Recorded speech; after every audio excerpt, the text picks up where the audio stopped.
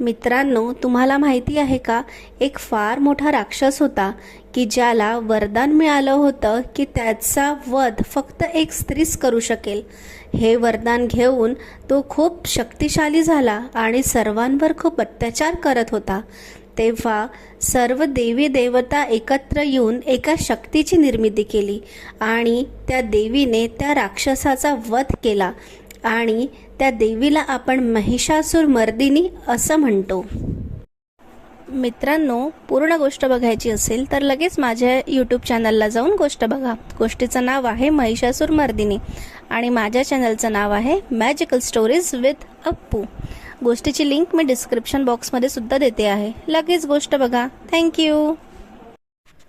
मुलांनो, गोष्ट आवडली असेल तर लाईक करा आणि अशाच सुंदर गोष्टींसाठी चॅनलला सबस्क्राईब करा आणि आपल्या छोट्या मित्रांबरोबर ही गोष्ट शेअर करायला विसरू नका. थँक्यू.